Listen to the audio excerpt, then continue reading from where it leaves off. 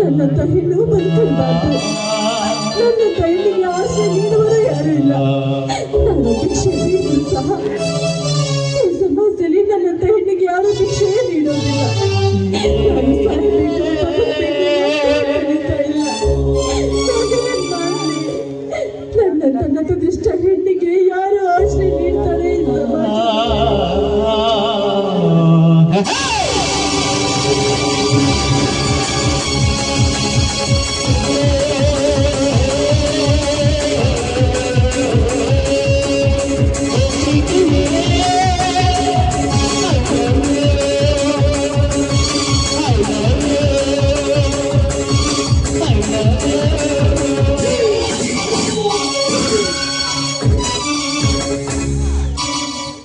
ನಾನು ಆಶ್ರಯ ನೀಡುತ್ತೇನೆ. ಏಕೆ ಸಂಕೋಚ? ಬೇಡ ರಾಜ, ಬೇಡ.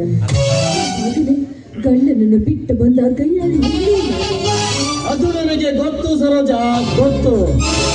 ಎಂದು ನಿನ್ನ ಗಂಡನನ್ನು ಬಿಟ್ಟು ಆ ಗೌಡನ ಮನೆಗೆ ಕಾಲಿಟ್ಟಿಯೋ ಅಂದೇ ನಿನ್ನ ಮೇಲೆ ನಾನು ಕಣ್ಣಿಟ್ಟೆ. ಆ ಸರೋಜ, ಬಾ, ಈ ಮನ್ಮಥನ ಮನ ತರುಣಿಸು ಬಾ. ನಿನ್ನ ಮನ ತರಿಸುವುದಕ್ಕಿಂತ ಮುಂಚೆ ನನ್ನನ್ನು ಮಾತಾಡಿಸಿಕೊಡ್ತೀರಾ? ಅದು ಏನು ಹೇಳು ಸರೋಜ, ನಾನು ನಡೆಸಿಕೊಡುತ್ತೇನೆ. ಆ ಗೌಡನನ್ನು ಪ್ರೀತಿಸಿ ಮನೆ ಬಿಟ್ಟು ಹೊರ ಹಾಕಿದಂತೆ ನೀವು ನನ್ನ ಕೈ ಬಿಟ್ಟು ಹೋಗುವುದಿಲ್ಲ ತಾನೆ? ಇಲ್ಲ ಸರೋಜ, ಇಲ್ಲ. ನಿನ್ನನ್ನು ನಾ ಎಂದಿಗೂ ಕೈ ಬಿಡುವುದಿಲ್ಲ. ನಿನ್ನನ್ನು ನಾ ಎಂದಿಗೂ ಕೈ ಬಿಡುವುದಿಲ್ಲ. ನಿನ್ನ ಗಂಡನಾಗಿ ನಾನು ಕೈ ಹಿಡಿವೆ. ಏನಂತೀಯ? ಮಾತು ಸತ್ಯನಾ? ಸತ್ಯ, ದೇವರಾಣಿಗೂ ಸತ್ಯ. ಈ ಹೂ ಅಂದ್ರೆ ನಾವು ವಿದೇಶಕ್ಕೆ ಹೋಗೋಣ. ಸರಿ ರಾಜ, ಹಾಗಾದ್ರೆ ನೀವೇ ಎಲ್ಲ ನನ್ನ ದೈವದ ದೇವರು. ಹಾಗಾದ್ರೆ ಬರಲಿ, ದೇವರಿಗೆ ಒಂದು ಪ್ರೇಮ ಗೀತೆ. ಆಯ್ತು ರಾಜ, ನಿಮ್ಮ ಇಷ್ಟದಂತೆ ಆಗಲಿ.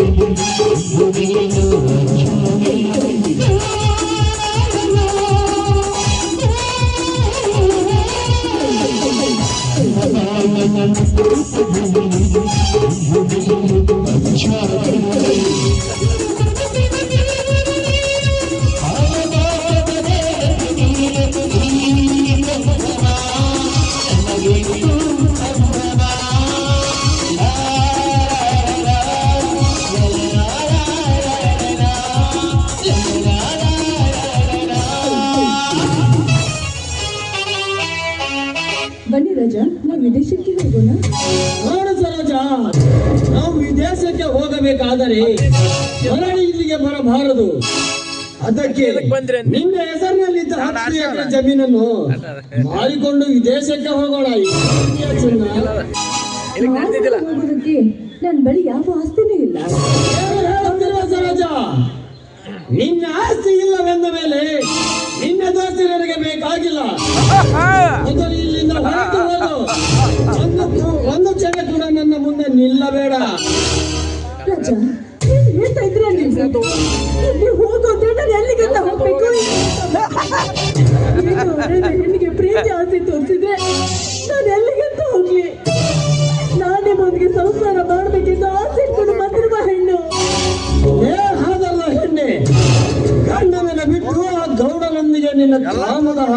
ಮಾಡಿಕೊಂಡು ಈ ವಿಣ್ಣನೊಂದಿಗೆ ಬಾಳಬೇಕೆಂಬ ಆಸೆ ನಿನ್ನಲ್ಲಿದ್ದರೆ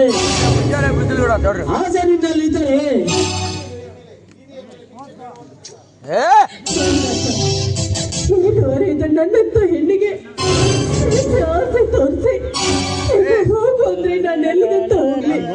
ಇಲ್ಲ, ನೀವು ನನ್ನ ಕರುಳಿಗೆ ತಾಳಿ ಕಟ್ಟಿ ನನ್ನಲ್ಲಿಂದ ಸತ್ಯವನ್ನು ಸ್ವೀಕರಿಸಿಕೊಳ್ಳಿ ಅಂತ ನಿಮ್ಮ ಕಾಲನ್ನ ಬೇಡ್ಕೊಳ್ತೀನಿ. ಹೇಸಿ ಕೈಗಳಿಂದ ನನ್ನ ಪವಿತ್ರವಾದ ಪಾದವನ್ನು ಗಂಡನನ್ನು ಬಿಟ್ಟು ಆ ಗೌಡನ ಕೈ ಹಿಡಿದ ರಂಡೆ ನೀನು. ಅಂದ ಮೇಲೆ ನಾಳೆ ಆ ಗೌಡನನ್ನು ಬಿಟ್ಟು ನನ್ನನ್ನು ಕೈ ಹಿಡಿಯಲು ಬಂದ ನೀತಿಗೆಟ್ಟ ಹೆಣ್ಣು ನೀನು. ನಾಳೆ ನನ್ನನ್ನು ಕೈ ಬಿಟ್ಟು ಬೇರೊಬ್ಬರ ಕೈ ಹಿಡಿಯುವ ಕೈಯಾಳೆ ನೀನು. ಅಂದ ಮೇಲೆ ನಿನ್ನಂತ ಹೇಸಿ ಹೆಣ್ಣಿನ ಜೊತೆ ನನ್ನ ಸಂಬಂಧ ಬೆಳೆಸಲು ಸಾಧ್ಯವಿಲ್ಲ. ಮಾಡ್ತೀನಿ ಗುಡ್ ಬಾಯ್.